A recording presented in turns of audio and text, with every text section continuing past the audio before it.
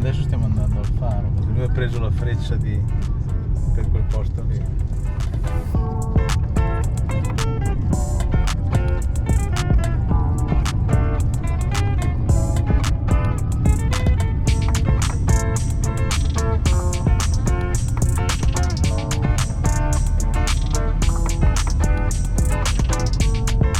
Perched dramatically on the rugged cliffs of the Portuguese coast, Cabo de Roca stands as a majestic testament to the raw beauty and power of nature.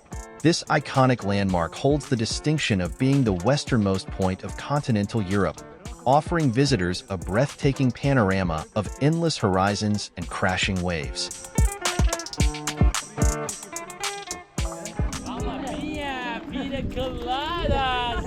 The most amazing in the universe. Yes. It is the best one. Come on, try it, guys. Peccato che è in controluce. Guarda un sole un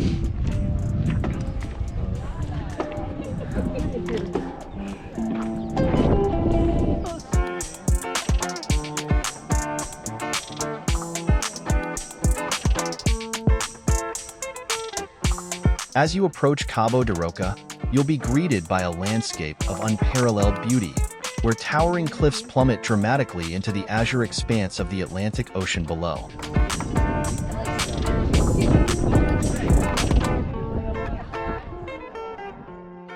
From the clifftop vantage points, visitors can soak in panoramic views that stretch as far as the eye can see, making Cabo de Roca a photographer's paradise and a haven for nature enthusiasts.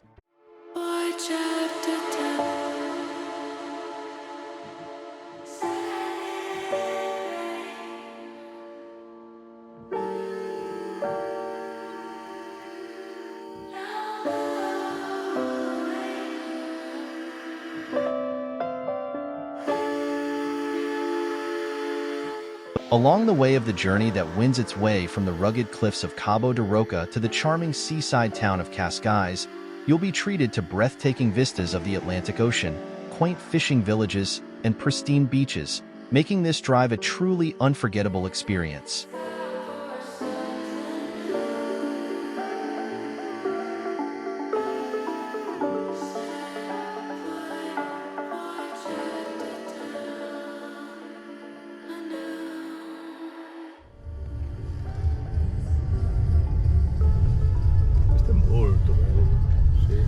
Embaixo tem una praita privada. Sí. Muy pequeña. Wow. Figo.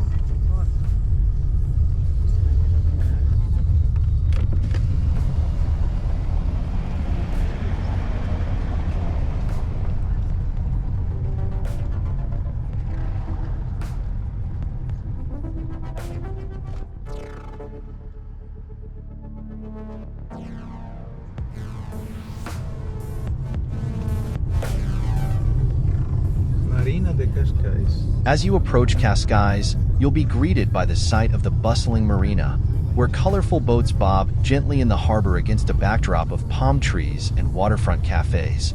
The marina serves as a hub of activity, with sailing enthusiasts coming and going and fishermen unloading their daily catch.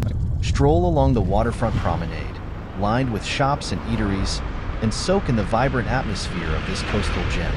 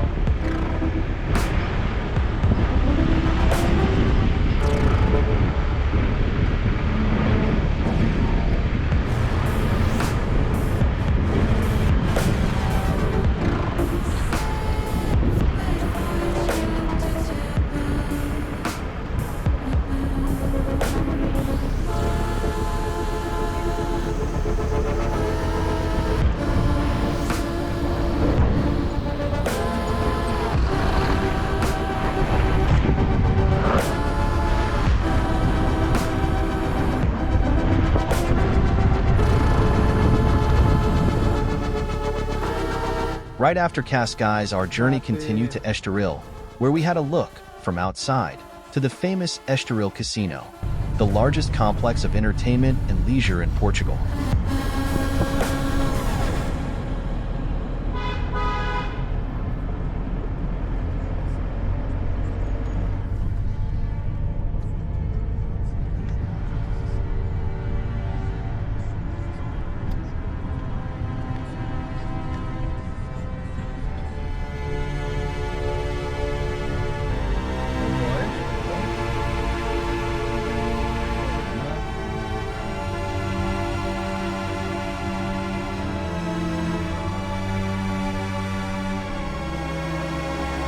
From there, we continued our journey in direction of Sintra, the third step of our journey in the surroundings of Lisbon.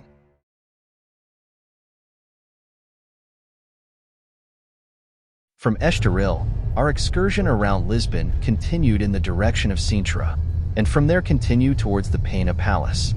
When you arrive near Sintra, you begin to see the first tuk-tuks, the typical Indian auto rickshaw, on the street.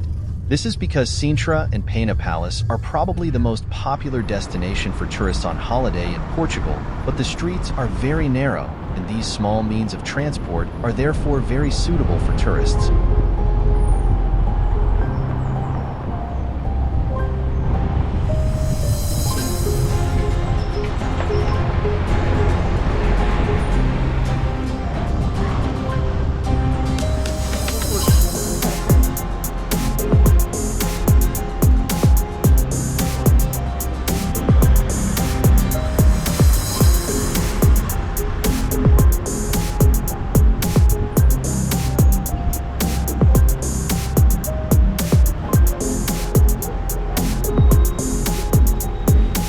Entering Sintra, the first beautiful building we saw was the town hall.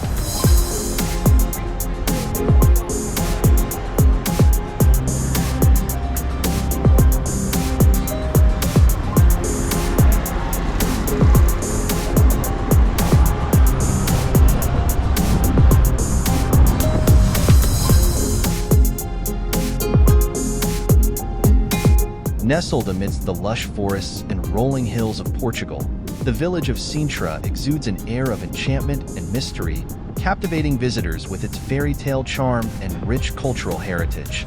As you wander through the narrow cobblestone streets that wind their way from the center of the village to the iconic Pena Palace, you'll find yourself immersed in a world of beauty, history, and wonder.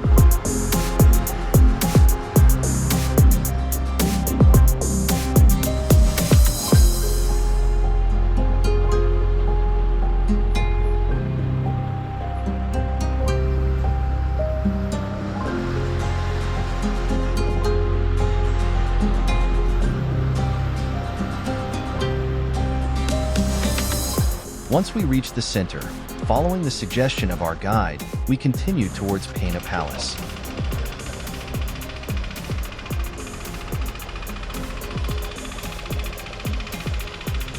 As you ascend from the village center towards Pena Palace, the landscape transforms into a verdant paradise of lush forests and rolling hills. Towering trees cast dappled shadows on the path, and the sweet scent of eucalyptus fills the air, creating a sense of tranquility and serenity. For those like us who had not taken the precaution of purchasing a ticket online in advance, could have been quite long, and so after 10 minutes on a narrow uphill road, we arrived at the entrance and the ticket machines. There, unfortunately, we had to see that the entrance tickets were already all sold until closing time.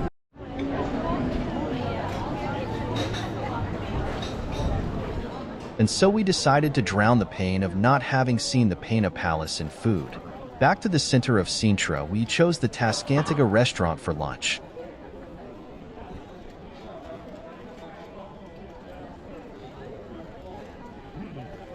Sintra's historic center is a treasure trove of architectural marvels, with pastel-colored buildings adorned with intricate tilework and wrought iron balconies lining the picturesque streets.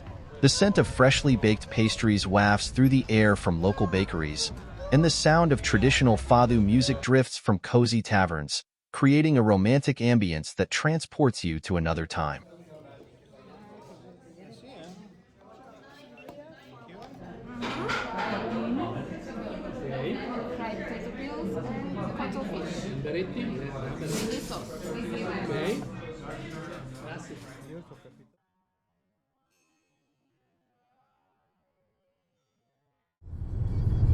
After lunch, we returned for our last night in Lisbon, before the next day's flight to our next destination, the Azores Islands.